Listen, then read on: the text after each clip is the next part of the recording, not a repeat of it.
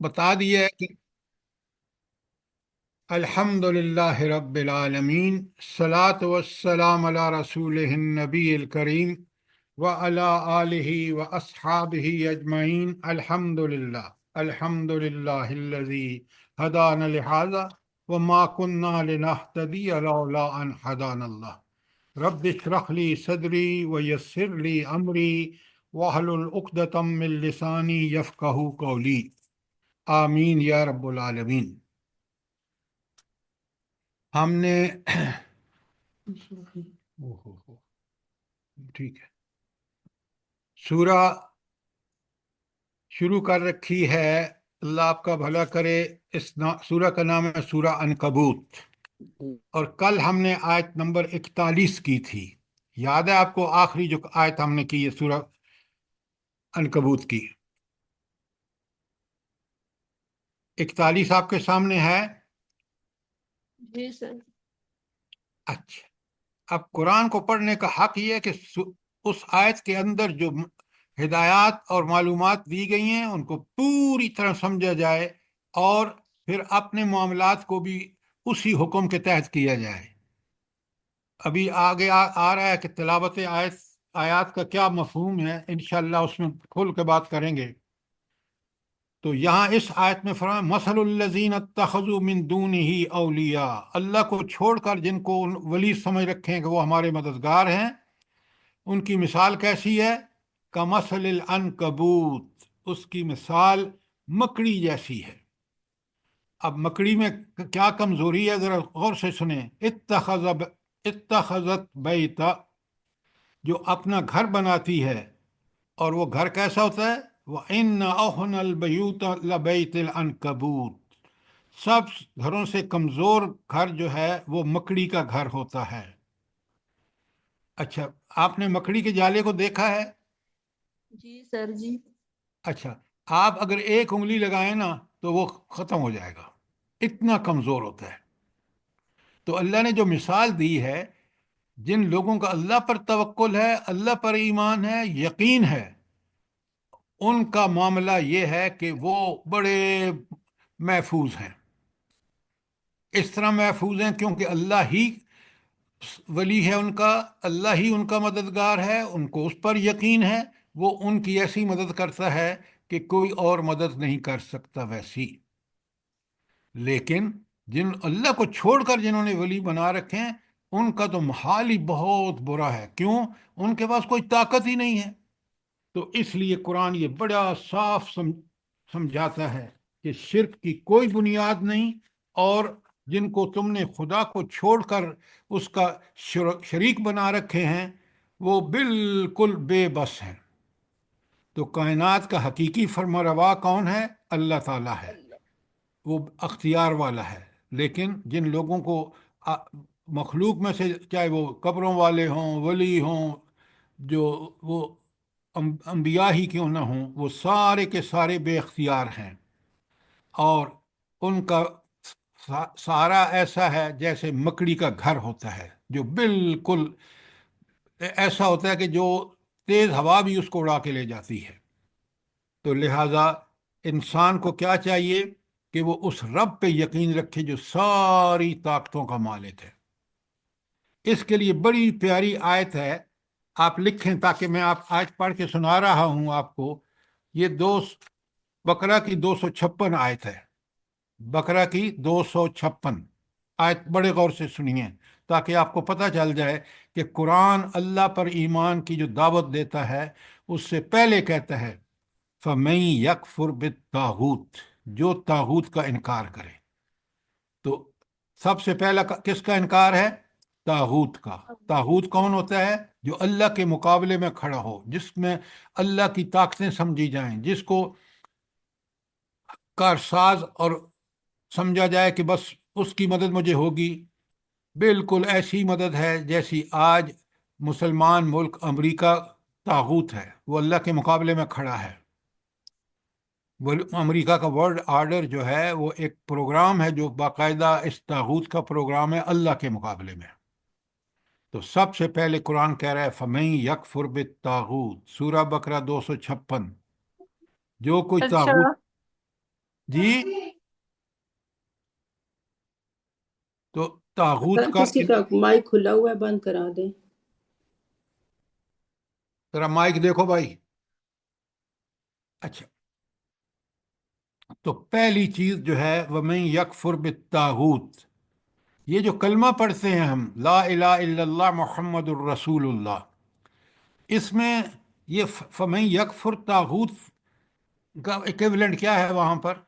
لا سر، لا لا ہے، لا پہلے، لا نہیں ہے کوئی معبود، یہ ہے فَمَن یکفر بالطاغوت وَیُؤْمِن باللہ، اور اللہ پر ایمان لائے، اس کو الہ مانے، فقد استمسک بالعروۃ الوثقی، اس نے مضبوط سہارا پکڑا۔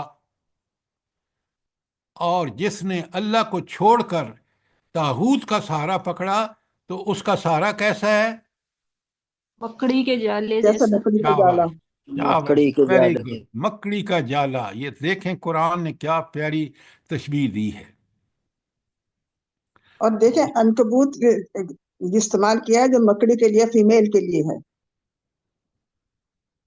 لیکن میل ہو یا فی میل ہو، گھر تو بناتے ہیں نا، جالے تو بنتے ہیں، تو جالا، بکری کا جالا اتنا کمزور ہوتا ہے اور کوئی سہارے کے قابل نہیں ہوتا، بالکل اسی طرح طاغوت کا سہارا بھی جو ہے وہ مکڑی کے جالے کی طرح ہے۔ سمجھیے بات کو، قرآن کتنا کھول کے بتا رہا ہے۔ کوئی سوال آیت نمبر 41 کے اوپر؟ آگے جو آخر میں الفاظ آتے ہیں نا، قرآن کی پوری آیت کو دیکھیں، اللہ تعالیٰ فرماتے ہیں آخر میں لو کانوا یعلمون، کاش یہ عقل رکھتے، یہ سمجھتے، یہ عقل سے کام لیتے، وہ عقل جو اللہ نے دی ہے، جن کو چیزوں کو سمجھنے کے لیے ہم عقل ہی کو استعمال کرتے ہیں۔ اچھا، عقل کا سب سے پہلا کام کیا ہے بھلا؟ جلدی بتائیں۔ ایک ہم انسان ہیں، ہمیں اللہ نے عقل دی ہے، اس عقل کا سب سے پہلا کام کیا ہے تاکہ زندگی جو ہے وہ ٹھیک لائن پہ آ جائے؟ اللہ کو سر پہچاننا۔ غور و فکر کریں۔ Excellent, excellent. غور و فکر کے نتیجے میں پہلے خالق کائنات کو، جو میرا اپنا بھی خالق ہے، پوری کائنات کا خالق ہے، اس کو جب پہچان جائے گا تو اس کا نقطہ نظر ٹھیک آ جائے گا، پھر اس کی صفات کو دیکھے گا تو پھر اس کو بالکل پتہ چل جائے گا کہ اس نے دنیا میں مجھے پیدا کر کے کیوں بھیجا ہے۔ اچھا، اب چلتے ہیں آیت نمبر 42 پہ۔ اچھا، اب اس اللہ کی طاقت دیکھیں جس کو پر ایمان اور طاغوت کا انکار جس نے کیا، اس نے پکا سہارا پکڑا۔ اللہ کہتے ہیں وہ اللہ کیسا ہے؟ ان اللہ یعلم، اللہ خوب جانتا ہے، ما یدعون من دونہ من شیء، جس اللہ کو چھوڑ کر جن کو تم پکارتے ہیں نا، اللہ کو سب پتہ ہے۔ اچھا، یہ اللہ تعالیٰ کیوں کہہ رہا ہے کہ جن کو تم چھوڑ کر پکارتے ہو اللہ کو سب پتہ ہے؟ کیا مطلب ہے اس کا؟ اللہ کا علم لامحدود ہے۔ نہیں نہیں، وہ تو آپ اس کی تشریح کر رہے ہیں نا، میں آپ پوچھ رہا ہوں کہ اس کا مفہوم کیا ہے، اس سے قرآن نے کیوں بیان کیا ہے یہاں پہ کہ جو اللہ کو چھوڑ کر جن کو تم، وہ اللہ جانتا ہے اور وہ بالکل نہیں جانتے۔ یہ جو جن کو پکارتے ہیں وہ ان کے کسی کام نہیں آ سکتے، نہیں، نہ وہ خود پیدا پھر ہوئے۔ آپ ٹرانسلیشن کر رہے ہیں، میں آپ سے پوچھ رہا ہوں کہ اس کا مفہوم کیا ہے، میں پڑھنے والے اللہ کے تعالیٰ لیے۔ زندہ، اللہ تعالیٰ زندہ جاوید ہستی ہے۔ اس اللہ کے پاس جب آپ پیش ہوگے نا تو وہ اللہ کون ہے سب پتہ ہے، اس نے تم دنیا میں کرتے کیا رہے ہو، تم نے کس کو ولی سمجھا، اللہ کو سمجھا یا کسی غیر اللہ کو سمجھا۔ یہ ہے اس کا معنی کہ اللہ جانتا ہے تم جن کو پکار رہے ہو۔ یہ دھمکی ہے ان لوگوں کے لیے جو مشرک ہیں۔ نو، سمجھیے بات کو۔ اچھا، دو صفات آگے لائی گئی ہیں، آیت کو پوری طرح دیکھیں۔ کیوں؟ اللہ فرماتے ہیں وہ هو العزیز الحکیم، وہ غالب ہے، اس کا علم غالب، ہر چیز کو وہ جانتا ہے، اقتدار اور اختیار اس کا غالب، کوئی کسی اور کے پاس اس کے مقابلے میں کوئی اختیار نہیں، کوئی بچ نہیں سکتا اس کی گرفت سے۔ تو غالب العزیز ہے اور الحکیم ہے. اس کا ہر کام جو اس نے دنیا میں آپ دیکھ لیں کسی چیز کو بھی پیدا کیا ہے تو اس کی حکمت یہ ہے کہ وہ مفید ہو. تو اس کا کوئی کام حکمت کے بغیر نہیں ہے. ایسے ہی اللہ تب کوئی چیز پیدا نہیں کی. میں نے ایک واقعہ سنایا تھا آپ کو، جو میں نے جب میں میٹرک میں تھا تو وہاں عربی کی کتاب تھی، اس میں واقعہ بڑے غور سے سنیں. اس میں واقعہ یہ تھا کہ ایک شخص نے ببون، آپ سمجھتے ہیں جو گاؤں میں رہتے ہیں نا، یا انہوں نے زندگی دیکھی ہے، یہ ببون ایک کیڑا ہوتا ہے کالا سا جو گندگی میں رہتا ہے، جانوروں کے پخانے میں، انسانوں کے اس میں وہ رہتا ہے. تو وہ شخص کہنے لگا کہ بھائی اللہ نے ہر چیز کسی مقصد کے لیے پیدا کی ہے، اس کا تو کوئی مقصد نہیں ہو سکتا، یہ گندگی میں پلتا پوستا ہے، پھلتا پھولتا ہے. اب اس کا یہ خیال جو تھا وہ اتنا پکا ہو گیا کہ کچھ وقت گزرا، وہ بیمار پڑ گیا. بیمار پڑ گیا تو اس کو ایک زخم آ گیا، خناق جسے کہتے ہیں، نکلا. اور اس نے بڑی دوائیں کی حکیموں سے ادھر ادھر، تو پتہ چلا کہ وہ ٹھیک نہیں ہوگا اور وہ موت کا انتظار کر رہا تھا. ایک بندہ اس گاؤں میں آیا تو اس نے کہا میں حکیم ہوں. تو انہوں نے کہا چلیں یار اس کو، اس بندے کو بھی دکھا دیتے ہیں، یہ حکیم کہتا ہے. اس کو دکھایا تو اس نے اس سے کہا کہ ایک بھبون ہوتا ہے اور اس کو پکڑ کے آپ اس کو جلائیں اور اس کی مرہم تیار کریں اور اس پہ لگائیں، یہ ٹھیک ہو جائے گا. اچھا، وہ بندے کو جب انہوں نے بتایا کہ حکیم نے یہ کہا ہے، وہ اٹھ کے بیٹھ گیا اور ان سے کہا میں ٹھیک ہو جاؤں گا. انہوں نے کہا بھائی کیسے تم ٹھیک ہو جاؤ گے، ساری دنیا کا علاج کرایا، تم مرنے کے قابل تھے، تم تو اٹھ کے بیٹھ گئے. اس نے کہا میرا یہ خیال تھا کہ یہ اللہ نے کیوں پیدا کیا، آج مجھے پتہ چلا ہے کہ اللہ نے اس کو کیوں پیدا کیا. تو یہ ایک وہاں کہانی تھی. تو دیکھیں کہ اللہ تعالیٰ نے ہر چیز ایک با مقصد پیدا کی ہے، بے مقصد ہرگز پیدا نہیں کی. بالکل ہر چیز جو ہے مقصد کا ہے، ہر چیز کا اصل مقصد بے مقصد کوئی چیز نہیں ہے. دیکھیں وہ کیا کیڑا تھا، نفرت کرتا تھا، اور دیکھیں ذرا. اور آپ یہ دیکھیں الحکیم کا لفظ ہے، اللہ حکمت کے کوئی کام خالی نہیں ہے. آپ دیکھیں ایک سورج کو دیکھیں، کتنے فائدے ہیں پوری دنیا کو، روشنی اور فوٹو سنتھسس کے ذریعے یہ سارے پودے جو ہیں وہ غذا لے رہے ہیں اس سورج کی گرمی سے. تو رب کے کرم دیکھیں. تو یہاں وَهُوَ الْعَزِيزُ الحکیم کو ہلکا نہ سمجھیں. عزیز کا مطلب ہے غالب وہ ہے.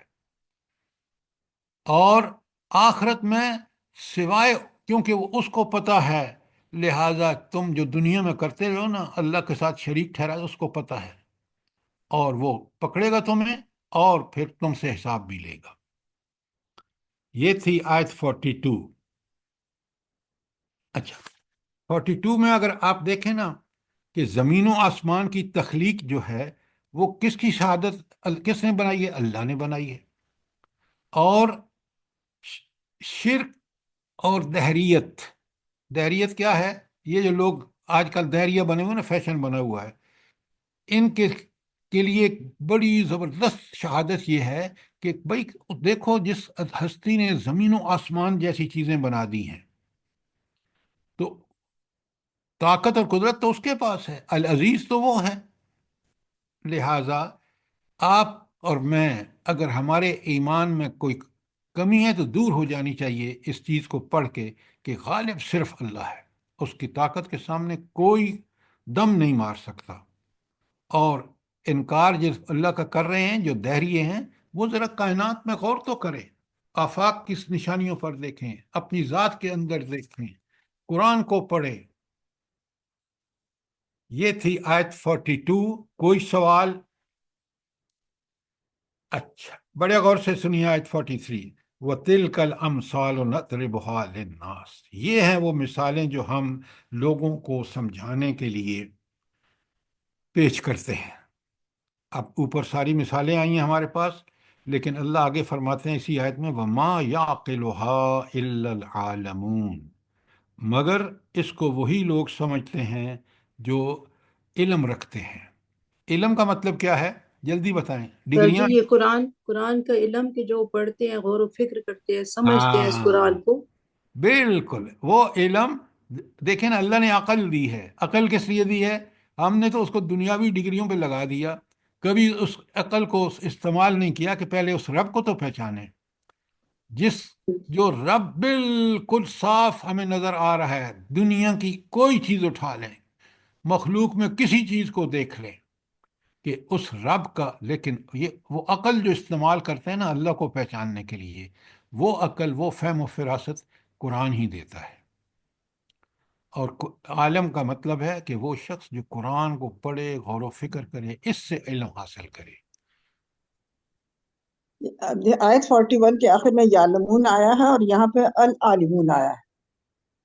بہت اچھا، بہت اچھا، کہ وہاں علم سے مراد وہی علم ہے جو عین انسانی عقل جو ہے، کوئی بھی جس کو اللہ نے عقل دی ہے وہ جب سوچے گا، غور و فکر کرے گا تو العلم کی وجہ سے۔ اور عالمون کا جو ہے وہ بھی العالمون ہے، آپ دیکھیں تو اس علم والے جو ہیں وہ وہی ان مثالوں کو سمجھتے ہیں۔ ورنہ دیکھیں آپ آج بھی دہریے جو ہیں وہ کس بنا پر دہریت کا دعویٰ کر رہے ہیں؟ ہے کوئی اللہ کے علاوہ جس کی طاقت اور قدرت ہو؟ کوئی نہیں ہے۔ اللہ فرماتے ہیں، سنیں شہادت دیکھ، اللہ فرماتے ہیں کیا شہادت ہے؟ خلق اللہ السماوات والارض بالحق، اللہ تعالیٰ نے زمین و آسمان کو حق کے ساتھ پیدا کیا ہے۔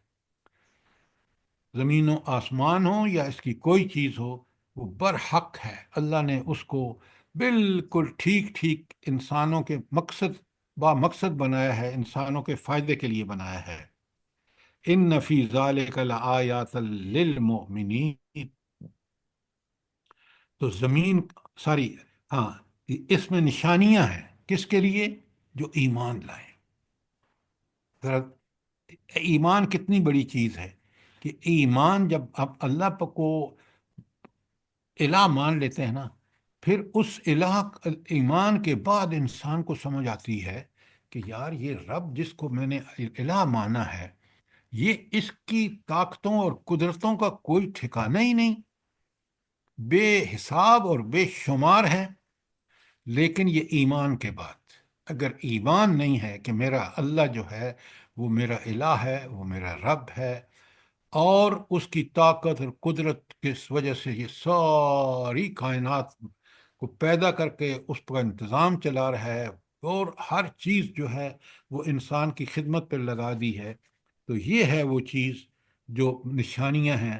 اب یہ نشانیاں کیا ہیں؟ بڑے غور سے دیکھیں۔ ایمان کے بعد اس کو آیات کائنات ہوں، کائنات کے جتنی آیات انفس ہوں، ذات میں نشانیاں ہوں، اور جن کی طرف قرآن نے اشارہ کیا ہے کہ زمین و آسمان کو دیکھو، تو پھر انسان کو، مومن جو ہے جس کا ایمان پکا اور سچا اللہ پر ہوتا ہے، وہ شخص جو ہے وہ بالکل اس ٹھیک ٹھیک سمجھ لیتا ہے کہ ایک نہیں، ہزاروں نشانیاں ہیں جس سے مجھے میرے رب کے، اللہ کے رب ہونے، اللہ کے الہ ہونے، اللہ کے العزیز ہونے، اللہ کے الحکیم ہونے کی ساری گواہیاں، ساری شہادتیں، سارے دلائل مجھے مل جاتے ہیں۔ کوئی سوال یہاں تک؟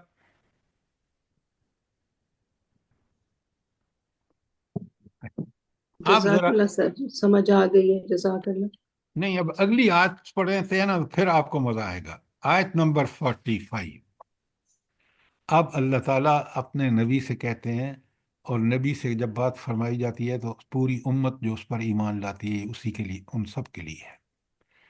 پہلی بات، اتل ما اوحی الیک من الکتاب، پہلا حکم کیا ہے؟ اے نبی تلاوت کرو اس کتاب کی جو تمہاری طرف وحی کے ذریعے بھیجی گئی ہے۔ اب اس کے اوپر لکھے نمبر 1، نمبر 2، وَأَقِمِ الصَّلَاةَ، نماز قائم کرو۔ کیوں نماز قائم کرو؟ ان الصلاۃ تنہی عن الفحشاء والمنکر، کیونکہ نماز روکتی ہے فحشی سے بھی اور منکرات سے بھی۔ تو یہ تو نماز ہو گئی اس کے فائدے. پھر تیسری بات لکھیں وَلِ ذکر اللہ اکبر، اور اللہ کا تعالیٰ کا ذکر بڑی چیز ہے. یہ سب کچھ کون بتا رہا ہے؟ جلدی بتائیں. اللہ تعالیٰ نبی نہیں کریم صلی اللہ علیہ وسلم کو بتا رہے ہیں. نہیں، آج کے آیت میں پڑھے نا واللہ یعلم ما تصنعون، اللہ جانتا ہے جو تم کر رہے ہو. یہ وہ اللہ بتا رہا ہے. دیکھیں اللہ کی صفت آئی ہے ما تصنعون، خوب واقف ہے. اب اس آیت کو اگر آپ نے صرف ثواب کے لیے پڑھا ہے نا تو بڑی زیادتی ہے. بڑی قرآن نے کھول کے یہ چار چیزیں. سب سے پہلے اتل ما اوحی الیک من الکتاب، نبی کریم صلی اللہ علیہ وسلم کو اللہ تعالیٰ حکم دے رہے ہیں کہ پڑھو جو کچھ اس کتاب میں ہے. اب ذرا مجھے بتائیں کہ یہ جو تلاوت کا حکم آیا ہے کہ تلاوت کرو اس کتاب کی، یہ کتاب کی تلاوت جو ہے اس کا کیا فائدہ ہوگا؟ قرآن سے دلیل لانی ہے آپ نے.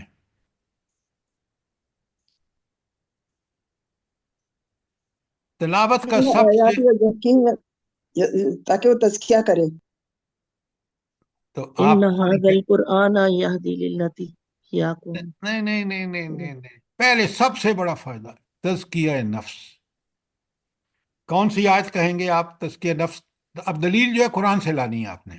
سر وہ البقرہ کی جو سر سورت بقرہ کے 129 آیت. 29 آپ نے 151. چار آیتیں کہیں گے تو بات بنے گی. سر یہ چار 100 پلیز لکھیں آپ.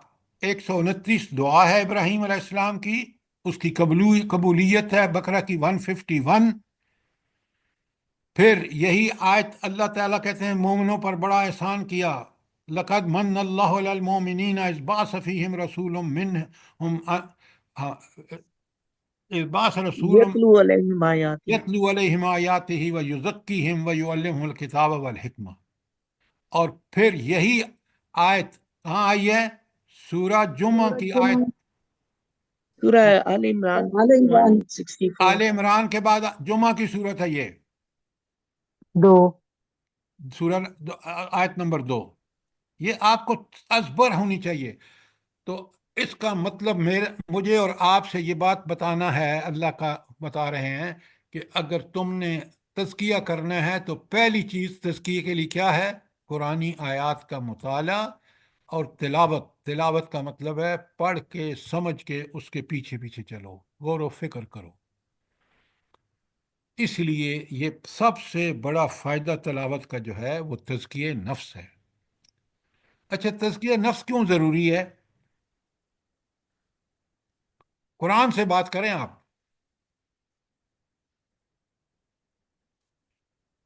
قد افلح من تزکا، کامیاب وہ ہوا دنیا اور آخرت میں جس نے اپنا تزکیہ کر لیا. لکھیں اپنے پاس.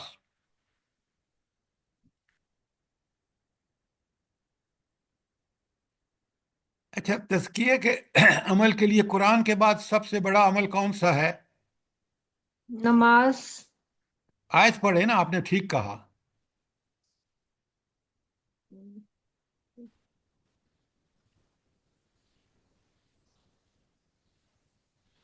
سر اب دیکھیں ذہن میں نہیں آ رہی ہے، وہ سورۃ اعلیٰ کی آیت ہے. تو آپ آخر دیکھیں الصلاة وذكر اسم يا ربه أيها الذين فصلى آمنوا استعينوا بالصبر والصلاة إن نہیں الله نہیں وذكر نہیں اسم نہیں نہیں نہیں نہیں نہیں نہیں. وذكر اسم ربه فصلى.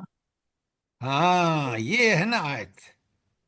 جس نے تزکیہ کرنا ہے سب سے پہلے نماز پڑھے اور اللہ کا ذکر کرے. اچھا اللہ کے ذکر سے ایک مراد کیا ہے؟ یہاں آگے آ بھی رہا ہے، اسی آیت میں بھی ہے. اللہ سے ذکر کا سے مراد کیا ہے؟ جلدی بتائیں. سر اللہ کے ذکر اللہ سے یعلم ما مراد تصنعون. وہ اپنی زندگی کے تمام معاملات جو ہے نا اس میں اللہ تعالیٰ کے کام کو مد نظر رکھ کے کرے. وہ اس کا دل بھی بالکل اللہ کے ذکر میں مشغول ہو اور اس کے عمل میں بھی اللہ کا ذکر ہو، اس کے اللہ کے احکام کے مطابق ہو جو بھی کرے وہ. بہت عمدہ بہت عمدہ. ذکر کا مطلب قرآن میں کثرت سے آیا ہے. ذکر کا مطلب یہ ہے نہ صرف زبان سے بلکہ عمل سے، کہ ہر عمل میں اللہ کو یاد رکھے کہ اس کا حکم کیا ہے. کرنے کا حکم دیا ہے کرے، منع کیا ہے رک جائے. اچھا، ابھی ہمیں ذرا نوٹ کریں، سوال لکھیں اپنے، تاکہ میں اور آپ قرآن کو اس طرح پڑھیں کہ سب سے بڑا قرآن کی تلاوت کا فائدہ انسان کو یہ ہے کہ اس کا تزکیہ کرتی ہے۔ قرآن کے بعد جو چیز تزکیہ کرتی ہے وہ نماز ہے۔ اور آپ یہاں بھی دیکھ لیں کہ اس آیت کے اندر بھی، پہلے ذرا اس کو بات کر لیتے ہیں تاکہ ہمیں تلاوت آیات پوری طرح قرآن سے کلیئر ہو جائے۔ اچھا، اس کے بعد ایک آیت ہے قرآن میں کہ اللہ تعالیٰ کہتے ہیں کہ یتلون، ہاں، بقرہ کی 121 لکھیں پہلے، میں آپ کے سامنے پڑھتا ہوں تاکہ آپ کو، بقرہ کی 121،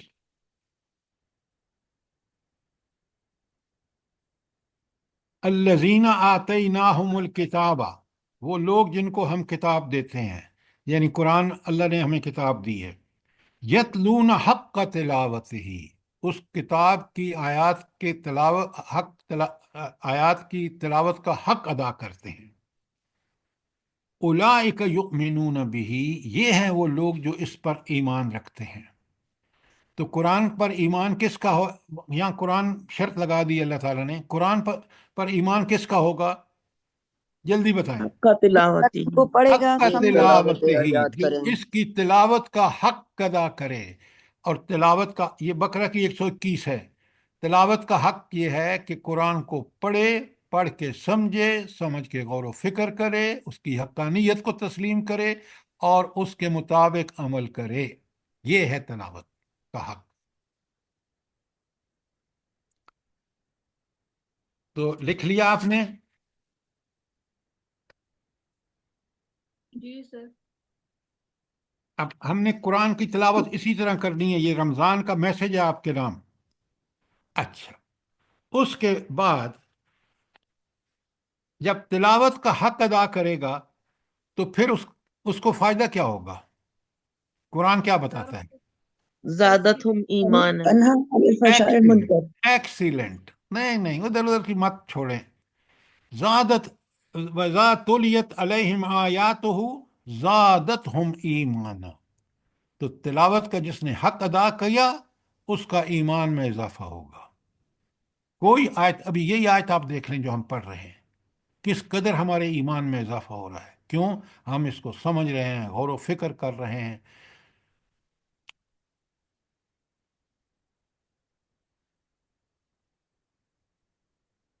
تو ابھی تک 3 چیزیں ہم نے تلاوت کے حوالے سے سمجھی ہیں۔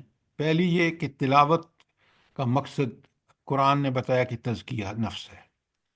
نمبر 2، تلاوت کا حق ادا کرنا ہمارے لیے لازم ہے، بقرہ کی 121۔ پھر تیسری بات کہ تلاوت صحیح کب ہوگی؟ جب وہ تلاوت ہماری ایمان میں اضافے کا سبب بنے۔ یہ ہے سورہ انفال کی آیت 2، وَإِذَا تُلِيَتْ عَلَيْهِمْ آيَاتُهُ زَادَتْهُمْ ایمانا۔ اب آپ اپنی تلاوت جو قرآن کے مطابق تلاوت ہے، آپ خود دیکھ لیں کہ کیسی تلاوت مقصود ہے، قرآن نے کیا بتایا ہے، اور ہم وہی تلاوت کریں تاکہ قیامت کے دن یہ قرآن ہمارے خلاف کھڑا نہ ہو کہ انہوں نے تو مجھے چھوڑ ہی دیا تھا، انہوں نے تو مجھے نشانہ تضییق بنا لیا تھا۔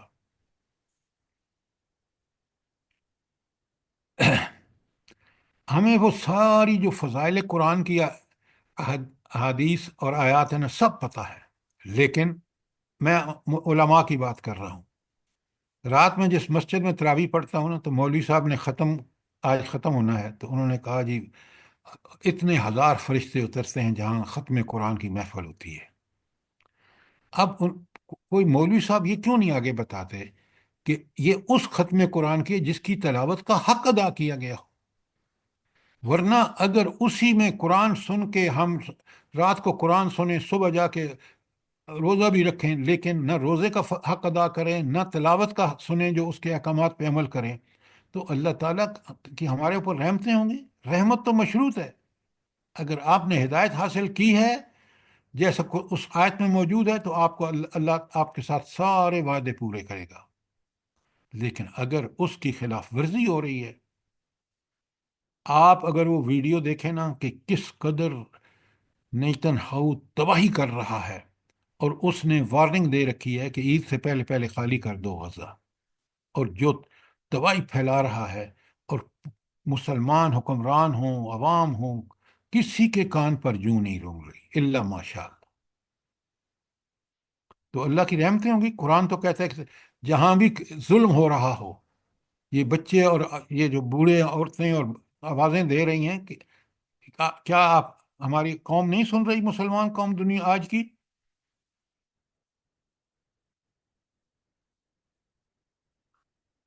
تو آپ کو اس آیت کا ٹکڑا سمجھ آ گیا، اتل ما اوحی الیک من الکتاب، کہ اللہ تعالیٰ اپنے نبی کو کس طرح حکم دے رہا ہے کہ اب اس کتاب جو قرآن ہے اس کی تلاوت کرو۔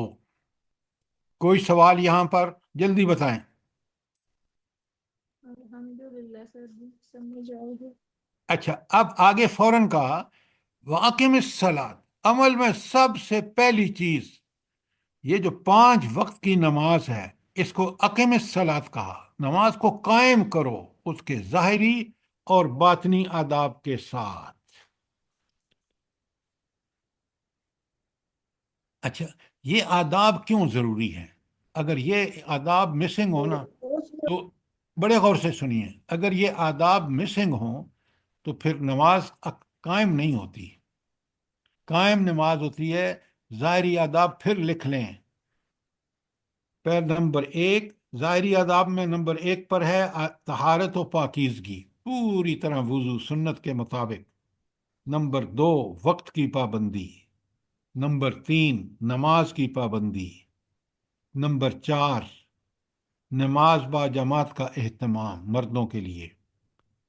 اور نمبر 5 تلاوت قرآن، جو قرآن آپ پڑھ رہے ہیں، وہ سورہ فاتحہ ہو یا کوئی دیگر صورتیں، وہ سمجھ کے تلاوت کا حق ادا کرتے ہیں۔ یہ ہیں ظاہری آداب، اگر یہ آداب ہوں گے تو اقامت صلاۃ ہوگی۔ اب لکھیں باطنی آداب۔ کوئی چیز ظاہری آداب کے بارے میں کوئی سوال ہو؟ آخری والی آپ نے کیا بولا تھا؟ صف بندی اور نہیں، تلاوت قرآن۔ طہارت و پاکیزگی، وقت کی پابندی، نماز کی پابندی، تلاوت قرآن۔ اور مردوں کے لیے نماز با جماعت کا اہتمام۔ یہ تو تھے ظاہری، اب لکھیے باطنی۔ دیکھیں یہ سب نوٹ بنائیں تاکہ ہم رمضان اور رمضان کے بعد ان چیزوں پر عمل کریں۔ باطنی آداب میں نمبر 1 قنوت و ادب۔ کس کی کھڑے ہوتے ہیں جب ہم نماز کی نیت باندھتے ہیں تو کس کی جناب میں کھڑے ہوتے ہیں؟ اللہ تعالیٰ۔ ذرا سوچ لیں۔ نمبر 2 خشوع۔ خشوع کس بات کا؟ کہ اس بات کا خوف کہ اللہ ہماری نمازیں قبول کرے۔ قبول اللہ جب کرے گا جب وہ قرآن و سنت کے مطابق ہوں گی۔ تو خضوع دل کا خوف، دل میں ڈر۔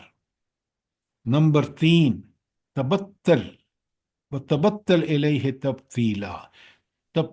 تبتل کا مطلب ہے کہ ہر چیز سے کٹ کے پوری طرح انسان دل و دماغ میں کہ میں اللہ کے سامنے کھڑا ہوں، اور ہر معاملے کو دنیا سے الٹے سیدھے خیال نہیں آنے چاہیے، اگر آئیں تو فوراً ان کو جھٹک دے۔ نمبر 4 اخلاص اور للہیت۔ اخلاص اور للہیت کیا ہے؟ کہ وہ عمل خالصتاً کس کے لیے ہو؟ اللہ کے لیے۔ نہ ماں باپ کا ڈر، نہ میاں کا ڈر، نہ بیوی کا ڈر، نہ بچے ہیں تو وہ اللہ کو خوش کرنے کے لیے ان کو عادت ڈالیں۔ نمبر 6 نماز ذکر ہے،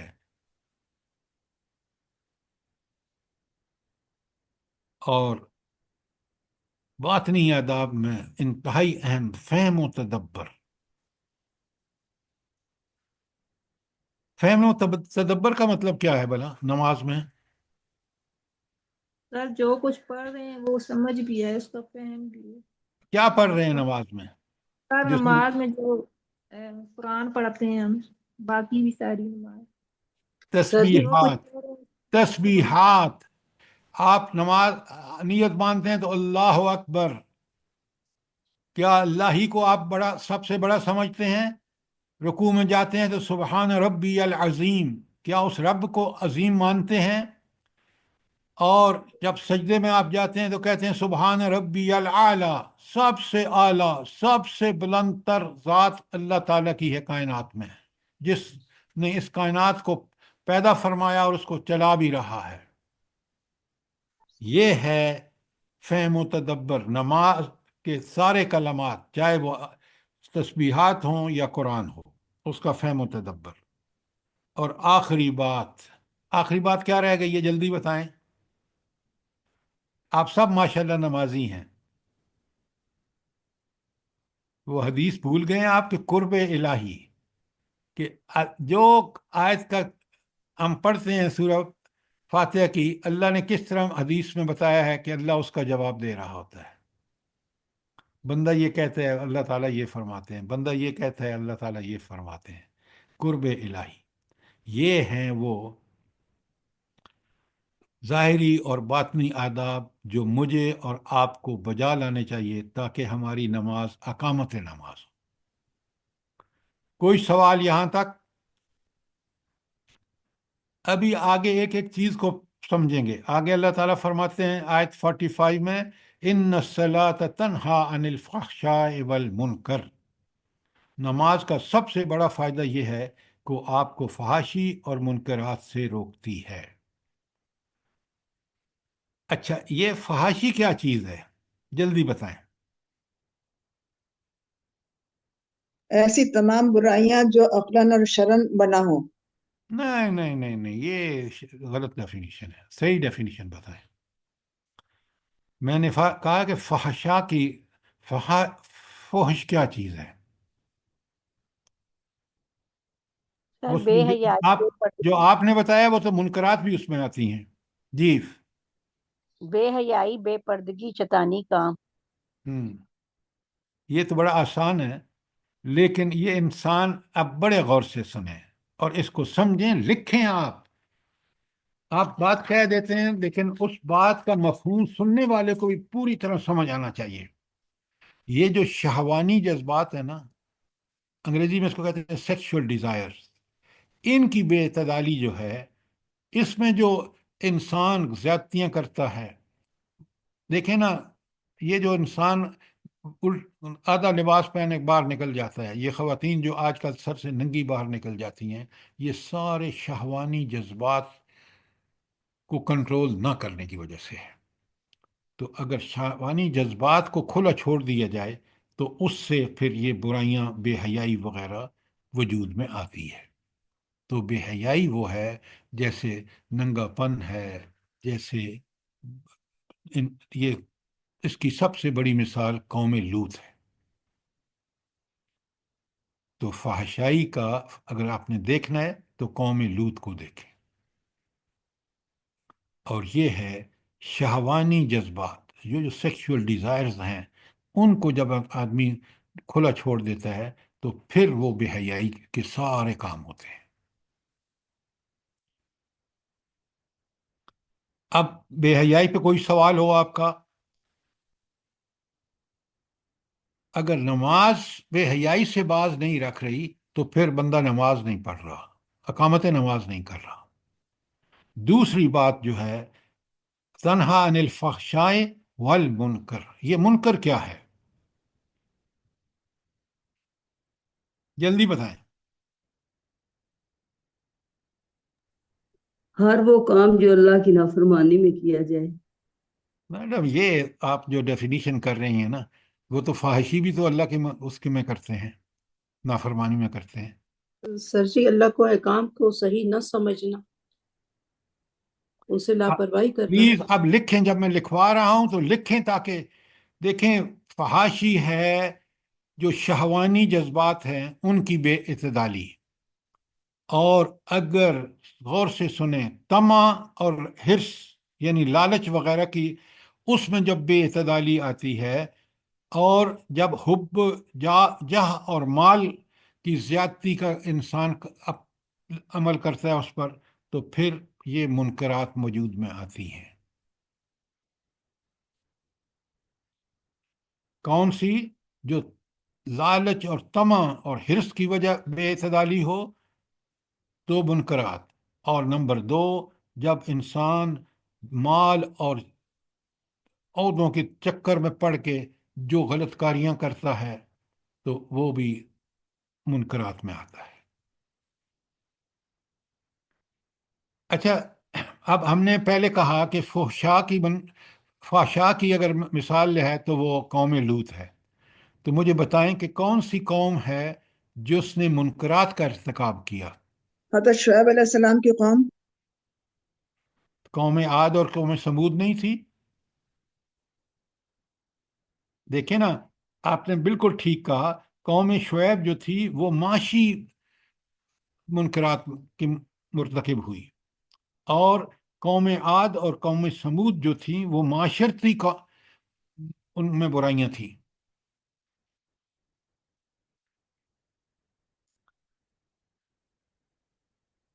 تو اب آپ کو پتہ چل گیا فحشا کیا ہے اور منکر کیا ہے۔ کوئی سوال ہو تو ضرور کریں۔ بہت پیاری آیت ہے۔ سر اور منکر میں یہ بھی آئے گا نا کہ نماز کے حق پورے ادا نہ کرنا، ایسے کبوں کی طرح پڑھ لینا اس کو ٹونگے مار کر۔ دیکھیے، وہ اقامت صلاۃ کی میں کمی ہے، لیکن معاشرتی برائیاں جیسے قوم عاد اور قوم سمود میں تھیں، یا جیسے قوم شعیب میں کم تولنا، دیتے وقت زیادہ لینا، دیتے وقت کم دینا، یہ معاشی برائی تھی، یہ منکر ہے۔ وہ اقامت صلاۃ میں کمی ہے۔ ایک ایک چیز کو سمجھیں، گڑبڑ مت کریں۔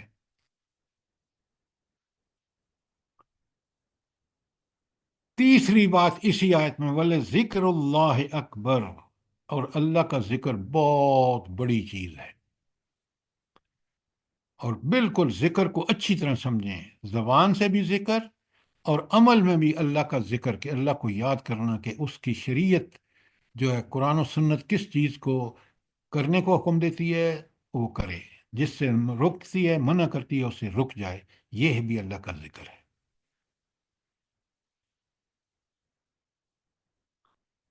اب میں شروع سے پڑھ رہا ہوں، اتل ما اوحی الیک من الکتاب۔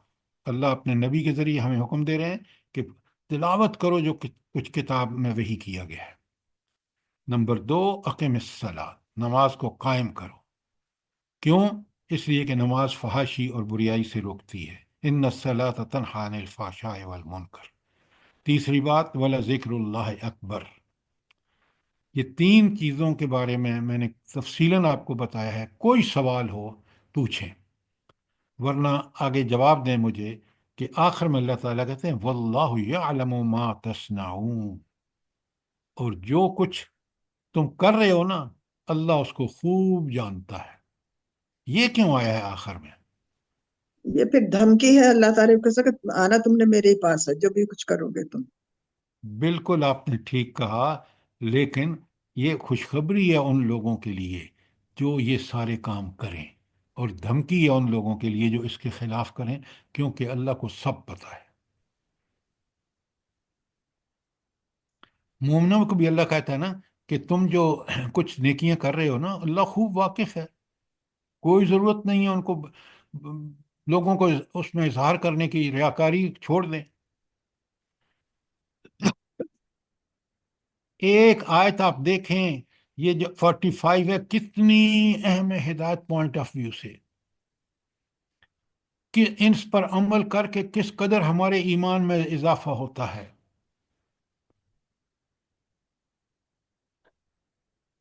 کوئی سوال آیت نمبر 45 کے بارے میں؟ ہم نے وقت اس لیے لگایا ہے کہ یہ اب رمضان کا مہینہ ہے، ہم قرآن کی تلاوت اسی طرح کریں۔ سر یہ منکر کی سمجھ زیادہ نہیں آئی سر، یہ ذرا سمجھا دیں۔ اچھا، بہت اچھا۔ آپ ایک قوم آج کی مثال لے لیں، یہ جو بڑھا کے ریٹ بیچ رہے ہیں، جی بس وہ کیونکہ مہنگائی ہو گئی ہے، اور آپ ریڑھی پہ بھی لیں، اسٹور میں جائیں، جہاں بھی جائیں، قیمتیں، کیونکہ پاکستان میں دیکھ لیں کسی کا کوئی کنٹرول نہیں ہے، حکومت نام کی کوئی چیز ہے ہی نہیں جس کو پریشانی ہو کہ یہ کیا ہو رہا ہے، عوام کو کیوں لوٹا جا رہا ہے۔ تو اس کو کیا کہیں گے؟ یہ منکر ہے۔ یہ کیا ہے؟ تو یہ تو معاشی منکرات ہیں۔ مثلا آپ دیکھیں کہ یہ جو لین دین کے معاملے میں جھوٹ اور دغے اور فراڈ ہو رہے ہیں، یہ منکرات ہیں۔ یہ جو انسان کے حقوق پر ڈاکہ ڈالا جا رہا ہے، یہ منکرات ہے۔ اب سمجھ آئیے منکرات کی؟ جی سر، اکثر اس کو معروف کے اپوزٹ بولا جاتا ہے نا۔ نہیں، وہ معروف، منکر اور معروف جو ہے اس کو الگ رکھیں، پہلے اس کو سمجھ لینا، پھر آپ کو معروف اور منکر بھی سمجھ آ جائے گا، کیونکہ ٹھیک ہے سر۔ یہ بڑی اہم چیز ہے کہ منکر ہے کیا۔ ہر اللہ کے حکم کی نافرمانی منکر ہے۔ بات سمجھ آئی کہ نہیں آئی؟ جی سر ٹھیک۔ اللہ نے حکم دیا کرنے کو، ہم اس کے الٹ کر رہے ہیں۔ لیکن فحاشی جو ہے وہ صرف اس معاملے میں ہے جس کا تعلق شہوات سے ہے۔ اب اس کے مظاہر بڑے مختلف ہیں۔ شہوات کے مظاہر کیا ہیں؟ ڈیمانسٹریشن کیا ہے؟ گندا لباس پہنا، آدھا جسم ننگا ہے، یا آپ نے وہ حرکتیں کی جس سے لوگوں کے سیکشول ڈیزائر جو ہیں ان کو برانگیختہ کیا جا رہا ہے۔ اسی لیے یہ پردے کا حکم، اسلام نے وہ سارے راستے بند کر دی ہیں جن سے فحاشی کا ارتکاب ہو سکتا تھا۔ بات سمجھ آ گئی کہ دیکھیں نا، مخلوط محفلیں جو ہیں یہ سب سے بڑا ذریعہ ہے۔ کتنی پیاری بات ہے سورہ نور کی کہ مرد بھی اپنی نگاہیں نیچی رکھیں اور عورتیں بھی۔ اور آج آپ جائیں یہ بینکس میں اور سٹورز میں، اور آپ دیکھیں کہ وہ جنہوں نے خواتین امپلائی کی ہوئی ہیں اپنی پیسہ کمانے کے لیے، وہ خواتین بیچاری کس قدر مجبور ہے۔ اب بات سمجھ آ گئی فحاشی اور عریانی کس قدر ستیہ ناش کرتی ہے سوسائٹی کا، اور منکرات بالکل آپ کو آج مسلمان معاشرے، نام و نہاد مسلمان معاشرے دیکھیں گے آپ۔ ڈاکٹر صاحب کلیئر ہے بات؟ جی سر، جزاک اللہ۔ دیکھیں یہ باتیں سمجھنی بے انتہا ضروری ہیں ایک صاحب ایمان کو، کیونکہ یہی ہمارے ایمان کے تقاضے ہیں کہ ہم ان منکرات سے، ان فحش چیزوں سے دور رہیں۔ اچھا، آپ نے دیکھا کہ ایک آیت کس قدر اللہ تعالیٰ کی اس کتاب کا کمال دیکھا آپ نے، کہ یہ آیت 45 کتنی تفصیل سے ہمیں سمجھاتی ہے۔ اور اب چلتے ہیں آیت 46۔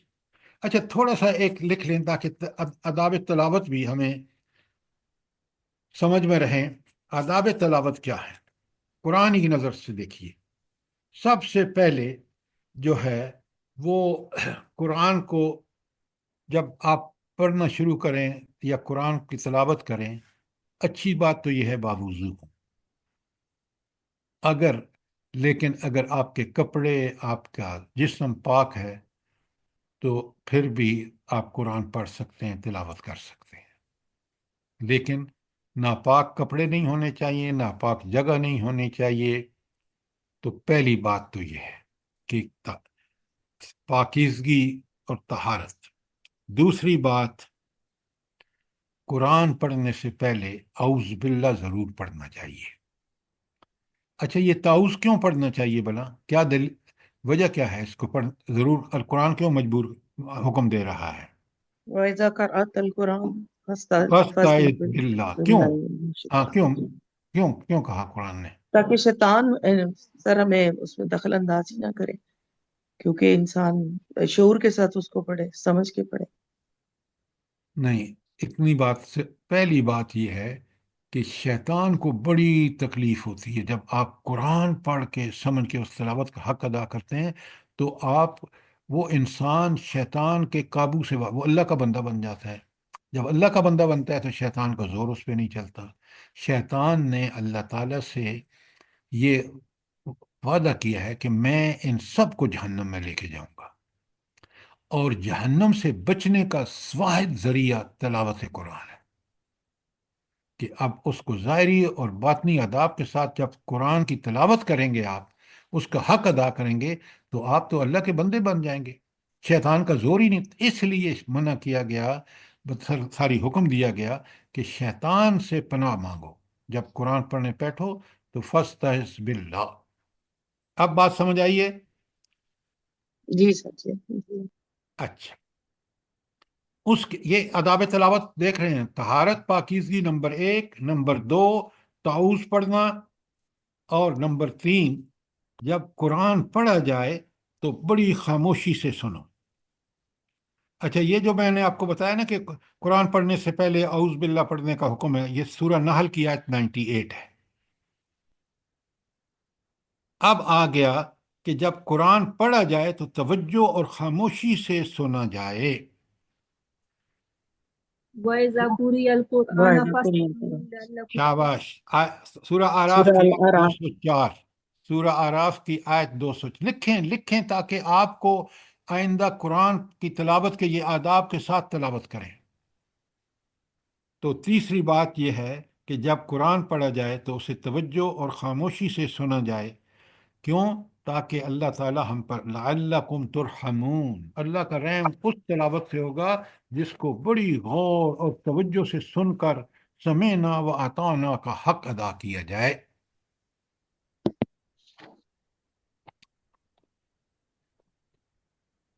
اچھا، پھر ایک اور سورہ مزمل جو پہلی صورت نازل ہوئی ہے، اس میں آیت نمبر 4 مزمل کی اللہ تعالیٰ کہتے ہیں کہ قرآن کو ٹھہر ٹھہر کر پڑھا جائے، ورتل القرآن ان ترتیلا. ترتیلا.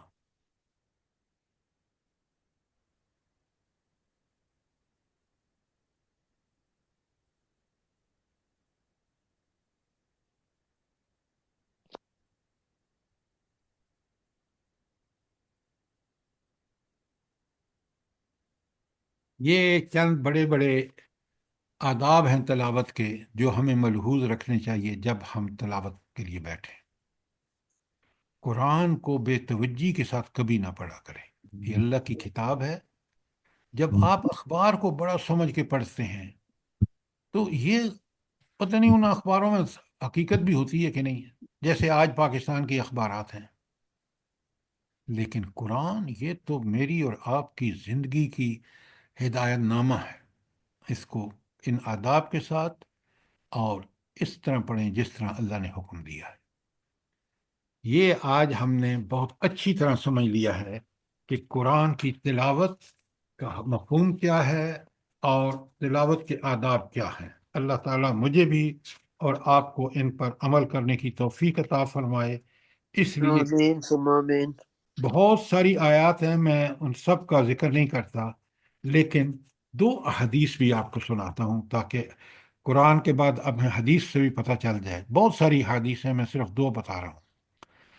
پہلی حدیث ہے ترمذی کی، ان الذی لیس فی جوفہ شیء من القرآن، جس کے ذہن میں قرآن کی کوئی آیت نہیں یاد، کل بیت الخرب، وہ ایک ویران گھر کی طرح. اس کا مطلب یہ ہے کہ مجھے اور آپ کو قرآن کی کافی آیات یاد ہونی چاہیے، ان کو دہرانا بھی چاہیے، اور ان کو پڑھ سمجھ کے تلاوت کا حق ادا کرنا چاہیے تاکہ ہم شیطان دور رہے. دوسری آیت بحیقی کی ہے، بہت کمال ہے. کاش میں ساری آیت حدیث بیان کرتا، لیکن اس کو بڑے غور سے سنیں، اور یہ آپ کا اور مجھے بالکل سمجھ آتا ہے کہ ہم جو بات ہو رہی ہے بالکل ہم ذاتی اس کو آزماتے ہیں. ان حاذ القلوب تصدع، ان دلوں کو بھی زنگ لگ جاتا ہے، کما یصدع الحدید اذا اصابہ الماء، جیسے لوہے کو زنگ لگتا ہے جب پانی کو میں اس کو رکھا جاتا ہے یا وہ پانی میں اس کو ایکسپوز کیا جاتا ہے. بالکل کبھی آپ نے نوٹ کیا ہے کہ جب ہم بالکل دنیاوی محفل میں ہوتے ہیں، کسی پارٹی میں ہوتے ہیں، تو بالکل دل اس وقت پوری طرح دنیا کی طرف راغب ہوتا ہے، اور اللہ تعالیٰ فرماتے ہیں کہ یہ اس وقت دل کو زنگ لگ جاتا ہے۔ اب صحابہ اور صحابیات جو تھے نا، وہ تو بڑے پریشان ہوئے یہ سن کے، تو انہوں نے فوراً سوال کیا، یا رسول اللہ، قیل یا رسول اللہ ما جلاؤہا، تو اس سے بچنے کی، اس زنگ سے بچنے کی کیا علاج کیا ہے؟ بڑے غور سے سنیے، بڑے غور سے سنیے۔ آج اگر آپ، کاش خواتین کیونکہ جنازے میں نہیں جاتی، وہاں جنازے میں بھی سامنے پڑا ہوتا ہے، قبر سامنے ہوتی ہے، مجھے پتہ ہے کہ مجھے یہاں پہنچنا ہے، لیکن میں اس وقت بھی اس کو ایوائڈ کرتا ہوں، اور دنیا کی باتیں آپ سنیں لوگوں کی، اللہ اکبر۔ سر تو جی اللہ کے عورتیں بھی تو جاتی ہیں جب میت پہ جاتی ہیں جنازے والے گھر، تو ادھر یہی کچھ کرتی ہیں، باتیں ہی کر رہی ہوتی ہیں ساری آپس میں۔ تو بیٹا بڑے غور سے سنیں، اللہ تعالیٰ فرماتے ہیں کہ یہ جو دلوں کا زنگ ہے نا، کہ اللہ کی یاد سے غفلت، اس کو دور کرنے کا پہلا طریقہ یہ ہے، قال کثرت ذکر الموت، جب موت کا ذکر کثرت سے کریں گے تو آپ کو اور مجھے یہ بالکل یاد رہے گا کہ ہم جائیں،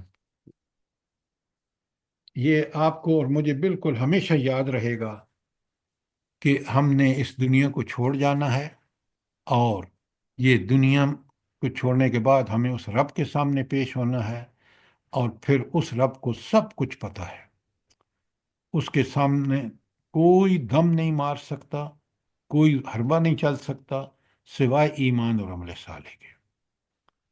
اور دوسری بات جو ہے، پہلی ہے ذکر الموت، اور دوسری ہے تلاوت القرآن، قرآن کی تلاوت، وہ تلاوت جس کا میں نے ابھی آپ کو بتایا ہے کہ جو سوچ کے سمجھ کے قرآن کو پڑھنا، اس کے پیچھے چلنا، اس پہ عمل کرنا، یہ تلاوت قرآن جو ہے جس کا حق ادا کریں گے، سارے پہلو آپ نے لکھ لیے ہیں، تو دو چیزیں جو ہیں وہ انسان کو اس دل میں جو غفلت پیدا ہو جاتی ہے اللہ کو بھولنے کا، اس کو دور کرنے کا طریقہ ایک ہے موت کو کثرت سے یاد کرنا، اور نمبر دو تلاوت، حق والی تلاوت کرنا، جس کا حق ادا کرنا۔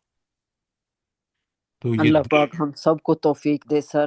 یہ واقعی یہ دیکھے، جیسے آپ کہہ رہے ہیں قرآن نہ پڑھے نا تو گھر میں ایسے لگتا ہے جیسے نری منحوسیت، اور نماز نہ پڑھے تو اور بھی زیادہ، اور اتنا خوف آتا ہے کہ اگر ذرا سی بھی کوئی کوتاہی ہو جاتی ہے نماز میں یا قرآن پڑھنے میں، آدمی کو، میں تو اپنی بات کر رہی ہوں، لگتا ہے کہ جیسے میری دنیا ہی برباد ہو گئی ہے۔ یہ ایمان کی جس کے اندر حرارت ہے نا، جس نے ایمان اللہ پر سوچ سمجھ کے شعور والا لایا ہے، یہ اس کی بالکل آپ حالت ٹھیک بتا رہے ہیں کہ قرآن نہ پڑھنا، قرآن سے دور ہونا، کس قسم کی بدبختی انسان فیل کرتا ہے، اور نماز اگر رہ جائے تو کس قدر انسان پریشان ہوتا ہے، اس کی بالکل سر۔ صرف اسی بندے کو پتہ چلتا ہے جس کے اندر ایمان، اللہ کا دیا دیا روشنی جو ہے وہ روشن ہو، وہ بالکل ان چیزوں سے باز رہ ہی نہیں سکتا کہ نماز پوری طرح جماعت نماز کرے اور تلاوت قرآن کرے۔ یہ دو کام کرے گا تو انشاءاللہ وہ اللہ کا بندہ بن جائے گا، اور دنیا میں اس کی اللہ تائید اور نصرت، اور آخرت میں جنت اس کا حق ہوگی۔ اللہ تعالیٰ مجھے آمین ثم انشاءاللہ آمین، سب انشاءاللہ کو جیسے اب توفیق دے۔ جیسے ہم اب کلاس سے جڑے ہوئے ہیں اور الحمدللہ بیٹھے ہوتے ہیں، تو اگر کوئی کسی دن کچھ رہ جائے تو اتنی بے سکونی سی لگتی ہے کہ جیسے کچھ کیا ہی نہیں ہے، ہمارا تو بہت بڑا کام رہ گیا ہے۔ الحمدللہ، الحمدللہ۔ سر یہ سر اتلو ما اوخیہ کی آپ نے پہلے بھی دو آیتیں اور بھی لکھوائی ہیں نا، کہ نبی پاک صلی اللہ علیہ وسلم کو تلاوت کا حکم جن میں دیا گیا ہے، سورۃ کاف کی 27، وَاتْلُ مَا أُوحِيَ إِلَيْكَ مِنْ كِتَابِ رَبِّكَ لَا مُبَدِّلَ لِكَلِمَاتِهِ وَلَن تَجِدَ مِن دُونِهِ مُلْتَحِدًا، اور ایک یہ بھی لکھوائیے وَأَنْ أَتْلُوَ الْقُرْآنَ فَمَنِ اهْتَدَىٰ فَإِنَّمَا يَهْتَدِي لِنَفْسِهِ، یہ سورۃ نمل کی 92 ہے سر، یہ بھی آپ نے لکھوائی تھی۔ جی جی، جزاک اللہ۔ اصل میں ہوتا یہ ہے کہ جب اب یہ سامنے آیات آئیں تو میرے جو ذہن میں تھی میں نے، لیکن ٹائم ٹو ٹائم جیسے آپ نے فرمایا وہ آپ سب اکٹھی لکھیں، تاکہ جب بھی آپ بیان کر رہی ہوں تو لوگوں کو سمجھا رہی ہوں یا خود، یہ دلائل ہیں، یہ دلائل جتنے ہمارے ذہن پر دل و دماغ پر مسلط ہوں گے، اتنا ہی ہمیں اللہ تعالیٰ کی عبادت کا مزہ آئے گا۔ سر جزاک یہ سر یہ واللہ یعلم ما تصنعون کا ذرا تھوڑی سا وضاحت کر دیں سر۔ اچھا یہ بتائیں کہ جو کچھ میں اور آپ کر رہے ہیں، اللہ سمیع اور بصیر ہے نا، جی وہ سر۔ سن بھی رہا ہے، جو ہمارے زبان سے الفاظ نکل رہے ہیں وہ سن بھی رہا ہے، لکھوا بھی رہا ہے فرشتوں سے، بصیر وہ دیکھ بھی رہا ہے۔ اور پھر وہ اللہ کون ہے؟ وہ اللہ دلوں کے رازوں سے، جو ہمارے دل میں وسوسے اٹھتے ہیں اس سے بھی واقف ہے، قرآن میں ہے نا۔ بے شک سر جی۔ علیم بذات الصدور۔ تو عالم یا علموں کا مطلب ہے کہ وہ اتنا واقف ہے باریک بینی سے، جو ہم کر رہے ہیں، جو سوچ رہے ہیں، جو وسوسے آ رہے ہیں، جب اس سے وہ جانتا ہے تو پھر مجھے اور آپ کو تو بڑا، جب ایمان اس پر ہے تو اس کی اس صفت نے مجھے اور آپ کو کس قدر باز رکھنا ہے برائیوں سے، اور کس قدر نیکیوں میں ہم نے سبقت کرنی ہے، یہ اس علم کا جو اللہ جانتا ہے اس مائکرو ڈیٹیل میں، اس کے جاننے کی وجہ سے مجھے اور آپ کو یہ ساری ٹیمپٹیشن، یہ ساری ہمیں ترغیب ملتی ہے کہ اس اللہ کو راضی کرنے میں کوئی کسر نہ چھوڑو جو سب کچھ جانتا ہے۔ بے شک سر، جزاک اللہ سر۔ اور کوئی بات؟ اللہ پاک سب کو توفیق دے سر اس قرآن سے، اور ان جو بھی لیکچر ہم لوگوں کو ملتے ہیں، دیکھیں بیٹھ کے پڑھتے رہو، جو بھی کرتا ہے بندہ کوشش کرتا ہے، لیکن اس طرح جیسے آپ سمجھاتے ہیں ایک ایک آیت کا، کتنا اچھا آدمی کو کہتے ہیں کہ بس چپ کر کے بیٹھے رہو، سنتے رہو۔ اور اللہ پاک ہم لوگ کو سب کو توفیق اور عمل کی توفیق دے سر، آمین آمین ثم آمین۔ اور ہم لوگوں کی اولادوں کو بھی اللہ پاک یہ جتنی بھی آج کی امت ہے ان کو ہمت توفیق دے کہ ہاں یہ بھی دین کی طرف چلیں، اور دین کو اور قرآن کو سمجھنے کی اللہ پاک ان کو ہدایت دے۔ ربنا آمین۔ تقبل منا انك انت السميع العليم وتب علينا انك انت التواب الرحيم۔ جزاک اللہ۔ آمین ثم آمین۔ جزاک اللہ خیر، اللہ پاک آپ کو جزائے خیر دے، اور آپ کے ساتھ یہ سب جو جڑے ہوئے ہیں ان کو بھی پروردگار سارے مسلمانوں کو توفیق دے، آمین۔ آمین آمین۔ اور ہم لوگوں کی عبادتوں کو قبول فرما لے پروردگار، یہ اس مبارک مہینے کی برکتوں سے اور رحمتوں سے نوازے سب کو، سب آمین۔ روزے داروں کو۔ آمین۔